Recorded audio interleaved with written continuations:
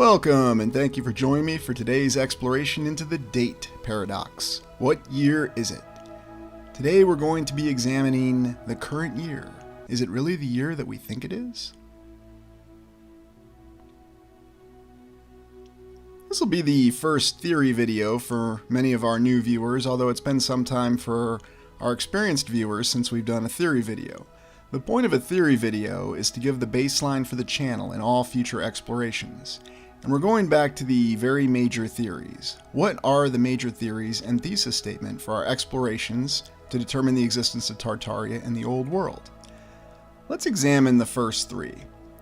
Our first three theories are humanity has experienced 5 ages or eras of time. Theory 2, there was an era of a very different land. And Theory 3, we are living in a simulation. All of our explorations are designed to determine if these theories are valid or if they're not valid. All 6 of these theories are considered simultaneously in every exploration, although we tend to have the most objective evidence for Theory 1. Now, many people will no doubt debate that, but when we look at all of our explorations and the evidence that we find on the ground, we see that there is evidence that there was a previous civilization. We see that there's evidence that there may have been a very different shape to the land. Perhaps the large mesas are old trees. Perhaps Devil's Tower is an old tree. And there is megaflora and fauna that remains integrated into the land. However, our most consistent theories tend to be looking at the buildings and determining the 5 eras. We also have other theories that we may be living in a dream, or we consider the theory that history is exactly as it's told to us. There's never been any mistakes, there's never been any missing time, everything is exactly as we want it to be. But we have to wonder if that is indeed the situation, or if it's something else entirely. A combination of these theories is also possible. We consider the 5 eras theory as the most likely because that's what we see most of the evidence pointing to. The 5 eras being divided up into 3 overall periods, one being the Golden Age, which consists of the first 3 eras in the distant past. We have the 4th era, or what we call the Tartarian Age, or the Monument Age, or whatever civilization preceded ours. And finally we have the Contemporary Age, which is our current era. A lot of our explorations focus on the time frame of either 1850, 1800, or 1750. And these are the suspected timeframes for when the last reset occurred. The reason this is such a challenge, though, is in order to go off of these dates and these years, we have to take exactly what we're told about our calendar at face value, or for granted. The challenge is that since we question the existence of our narrative and what aspects go into it, we have to realize that our understanding of the date system could be completely wrong. We believe that it's the year 2023, and our calendar is based upon the existence of a religious figure. However, there are many other calendar systems based on other religious figures or based on other critical events. We also have to remember that there were civilizations that did precede ours according to the mainstream account, and yet we have to remember why it's important to ask questions. Remember that when we have simply a picture, different historical accounts can be assigned to it. The picture of the Union Station in Kansas City. 3 different accounts. Dedication ceremony, amazing buildings that took years to complete. Dedication of a major monument across the road. Or it's a large group of refugees from a war-torn land celebrating their arrival. And any one of these accounts could be presented and could be believed. Merely a year after the event occurred, it would not take very long. And as more time passed, more people would look back, and whatever account they were given, regardless of what truly transpired, that's the account they would believe. They would have an emotional attachment to it. They do not ask questions, and therefore it becomes their reality. This is why it's important for us to ask questions when we do these explorations. This is a very intense process, because we have to consider what happens if you alter the 5 W's and the timeline. The 5 W's being who, what, where, when, and why. And let's consider this in detail and how someone could alter the 5 W's and therefore alter our timeline or our perception of the timeline. Because if you change the 5 W's, and you don't have to change all of them, You may only have to change one or two, and you can change the how. Let's look at this example, major indicators of truth. Here's what really happened. Destruction of many cities on the same day. Worldwide conflict occurring in 4 to 5 years. Vast displacement of total population, again within 4 to 5 years. It may have happened in 1850, it may have happened in 1800, it may have happened in some year we have no idea what year it is. How would we confuse the memory of what really happened? Well, let's start with the uniforms. Look at the United States Civil War. How many different uniforms were there for the Union and Confederate forces? For that matter, how many Union forces wore gray and how many Confederate forces wore blue? You might be surprised if you do your own research and find out exactly what history tells us. And that's always the difficulty with research. What are we really researching? We're researching someone else's account and someone else's research. And typically that's a fact that people don't look into, or they take it for granted. Now let's look at some more pictures. And look at these pictures. We can assign a year and an event to all of these. 1872, it was a fire. 1854, fire. 1906, an explosion. 1864, General Sherman marched through and destroyed the city. 1840 to 1920, immigration. And you can imagine other photos, the Industrial Revolution, any time frame that you really want. You can really throw any year with any event with any photo, and you can paint any sort of picture you want to.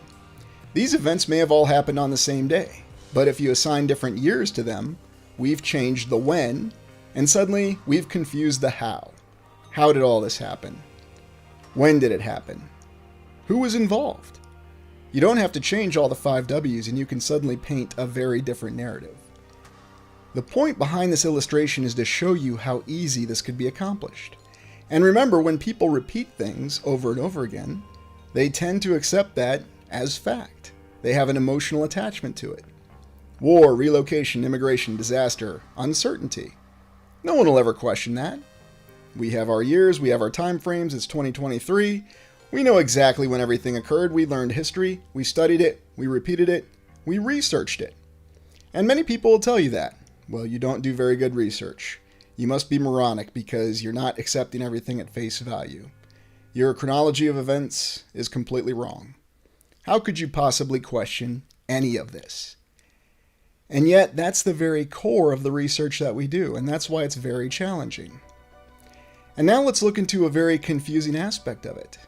We have many gravestones that have strange designations on them. Some with a letter, either a J or an I, and then a 3-digit number typically. Is that really indicating the year? How common is this phenomena? And as we zoom in, you see J797 it looks like. What exactly does that mean? Does that mean it's the year 797? Is there some other designation that's associated with that we don't fully understand? And here we see it on this gravestone, J777. Is the year 777? Does the J mean something else? Does it represent 1,000 years? That's what we would think. We would think if we see a J or if we see an I, a Roman numeral 1. What does it mean? Why does this have such confusion for researchers when we're trying to look at this? Well, we have to remember right now we're just actually looking at pictures of these headstones. We're not actually looking at the real headstones. Now you can go out and if you look hard enough, you'll find some headstones that actually say this and you'll see it with your own eyes. But if you do, what exactly does it mean? Does this prove anything? Well, I'll tell you exactly what it proves. Right now, you're looking at a picture of a headstone with this designation on it. If you go out and you look at the real headstone, then you're going out and you're looking at a real headstone with the letter and the numeric designation on it. However, even if you go out there and you really see that, what does that prove? I will tell you exactly what it proves. That someone, at some time, inscribed this on this headstone, J789.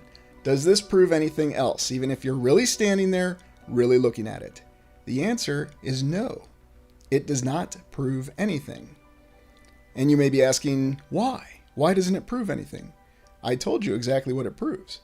Someone inscribed that in that headstone. Now, Did they have a reason for it? We don't know.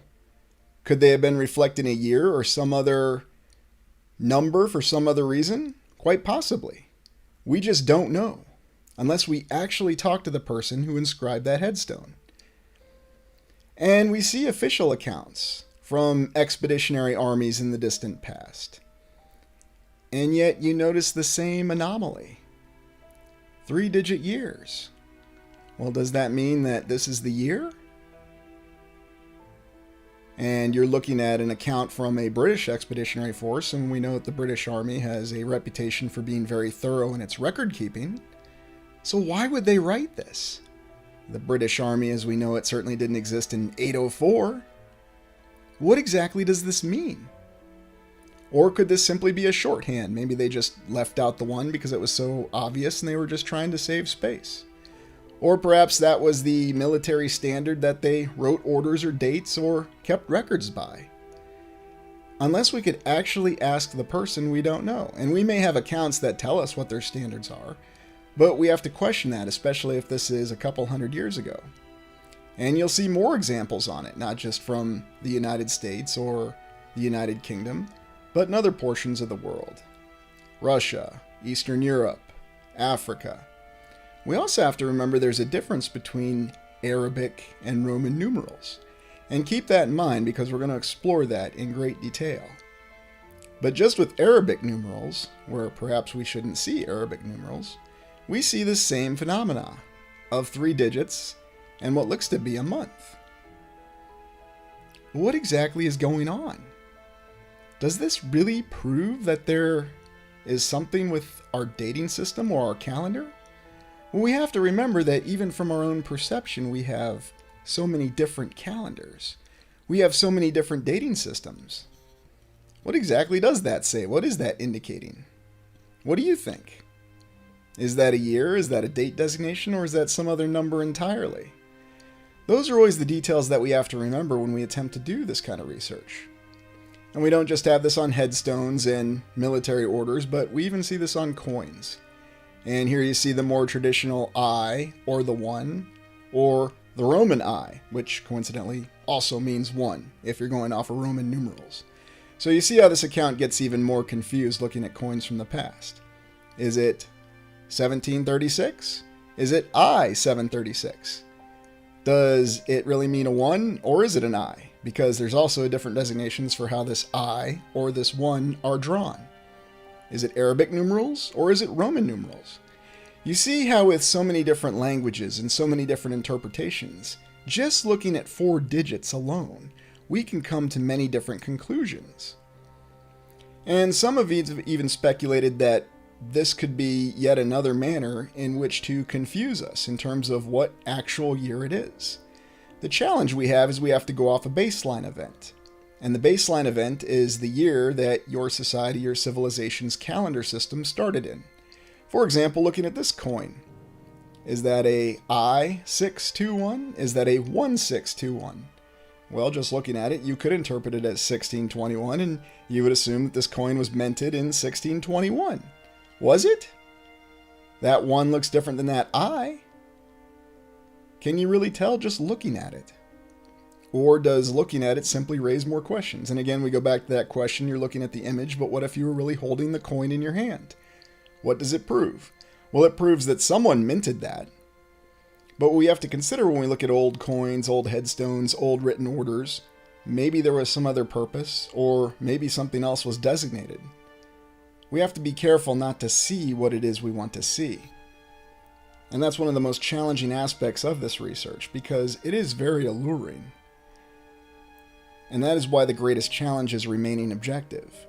And believe me, there are many people out there that will become very emotional just because of the fact that you're simply asking questions. Because remember, they've had this narrative repeated to them their entire lives. US coin, is that a J? Is that an I? 783? What exactly does that mean? Could it be possible that there was another year, or another system, or, as we said, another baseline event that this dating system was set on? Or does this number have absolutely nothing to do with dating? Interesting other side of this coin as well, with the good old all-seeing eye. And by all means, in the comments, let me know what you think. I mean, we could interpret these as years. That's what we want to see, and that's what we expect to see on our coins. Yet if you look at old Roman coins, you'll see that they didn't put any year on it, which is rather strange. And what year would the Romans have put on their coins anyway? You would think their baseline event year would have been the founding of their empire. Now I ask you to consider the example of Indiana Jones and the Last Crusade, 1989 movie, the last movie in the original Indiana Jones trilogy. And in my humble opinion, probably should have been left at that.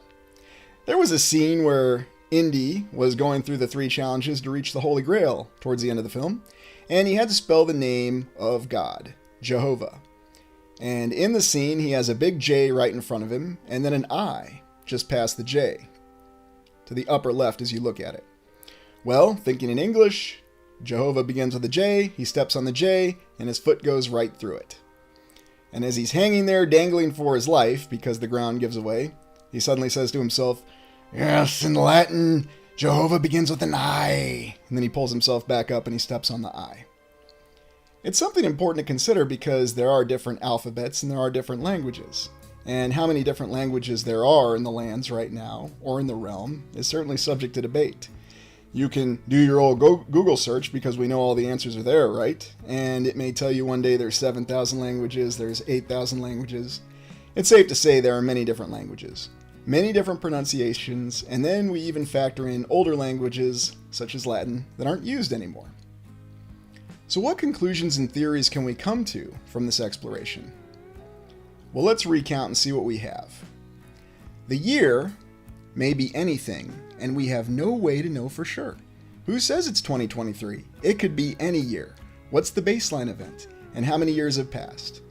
We may be able to piece together clues and estimate what year it truly is if we have the baseline event. And some researchers have made some progress in doing that, suggesting potentially that a number of years, 500 to 1,000 typically, are inserted into the timeline. But then that also accepts that the rest of the narrative that we're given is correct.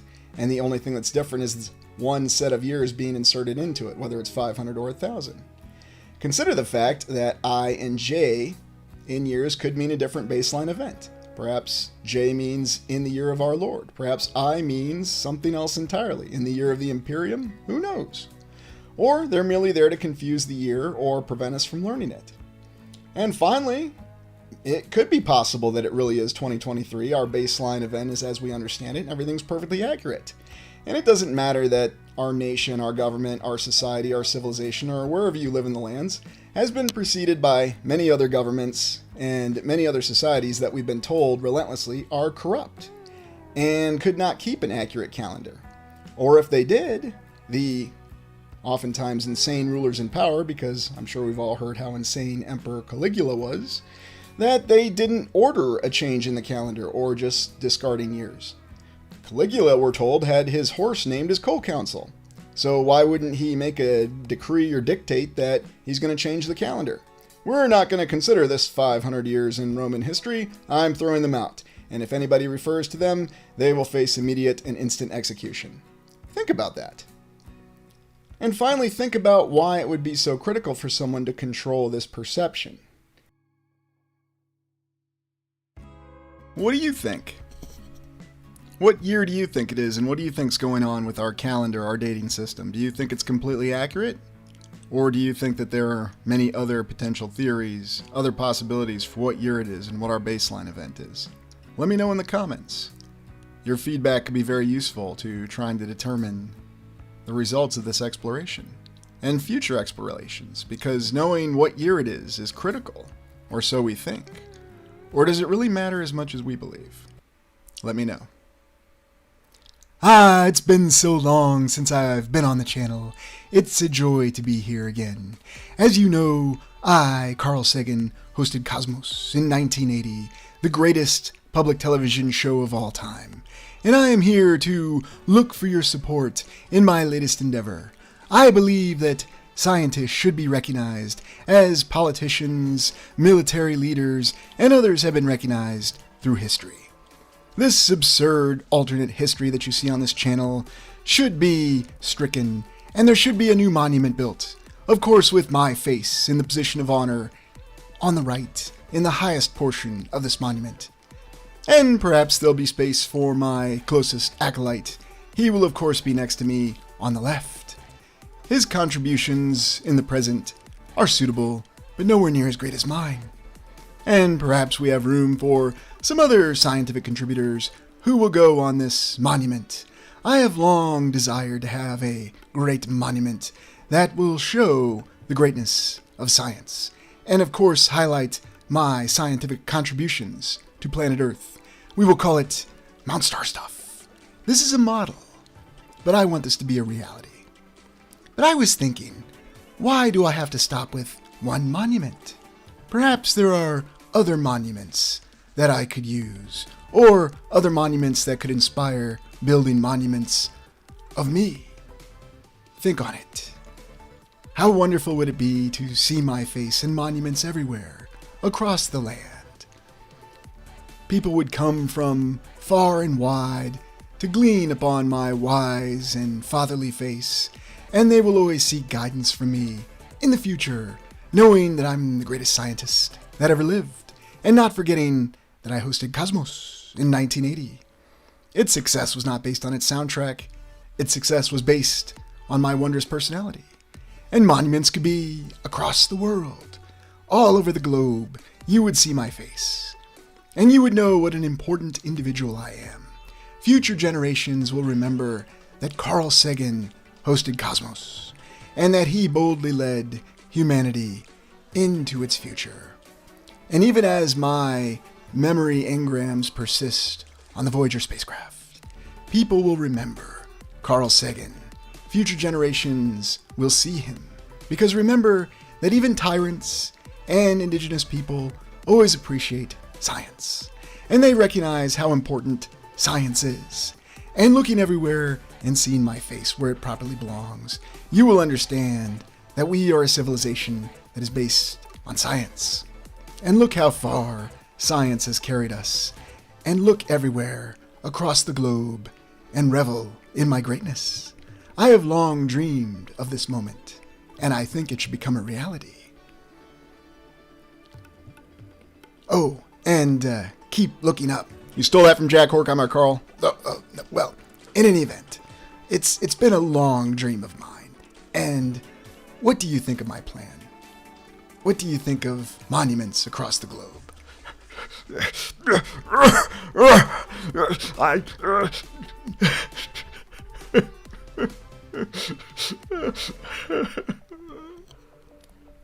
Thank you for joining me. As always, explore yourself, ask questions, restore the world. Please like, comment, and subscribe.